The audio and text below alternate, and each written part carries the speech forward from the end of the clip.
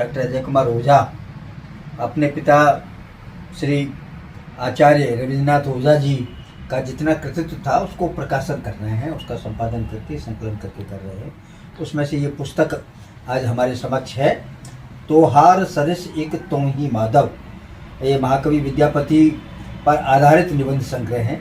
ये शीर्षक विद्यापति जी का ही है जी जी चूँकि हमने पढ़ा था तो ये पुस्तक अपने आप में एक महत्वपूर्ण है कि विद्यापति जो महाकवि है उनको गद्य के रूप में लाया गया है, निबंध के रूप में लाया गया। निबंध विधा में इस पुस्तक का प्रणयन हुआ है।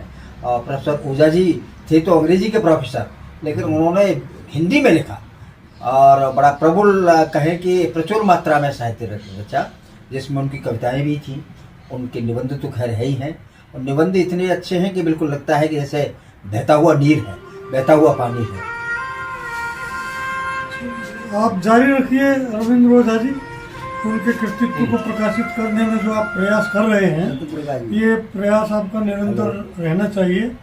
और नागरिक लिपि परिषद का काम ये है कि जब भी कोई आप पुस्तक तैयार हो तो हमें आप अनुग्रहित करेंगे, भाई विमोचन हम करेंगे। नागरिक लिपि परिषद ही विमोचन करेगी। अच्छा, श्रृंखलाबद्ध तरीके से काम किया है, और केवल हिंदी में नहीं और अंग्रेजी के प्रोफेसर होने का मसला नहीं है, भोजपुरी में भी आपकी जो दखलंदाजी है बहुत सटीक है, सार्थक है और मजबूत है, गहरी है। तो बहुमुखी प्रतिभा के विद्वान थे, तो उनके लेखन को समेटना और ठीक से प्रस्तुति उसकी करना, ये भी कला है।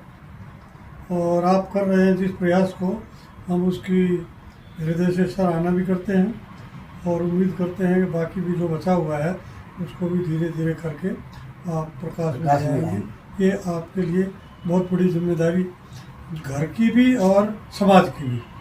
तो मुझे लगता है कि आप खड़े उतर रहे हैं इसको, और हिंदी आप की बधाई बधाई के बात है। और एक और बात कि आचार्य रविंद्रनाथ ओझा जी के नाम पर नागरिक लिपि परिषद के माध्यम से एक पुरस्कार दिया जाता है 5100 रुपये का, जो नागरी से भी हैं, हिंदी से भी हैं, उनको देने का हमारे मित्र अजय जी ने इसकी कोशिश की है। पिछली बार से लगातार ये दे रहे हैं और आशा है भविष्य में भी इस प्रकार उनकी स्मृति में नागरिक लिपि पर पुरस्कार दिए जाते रहे।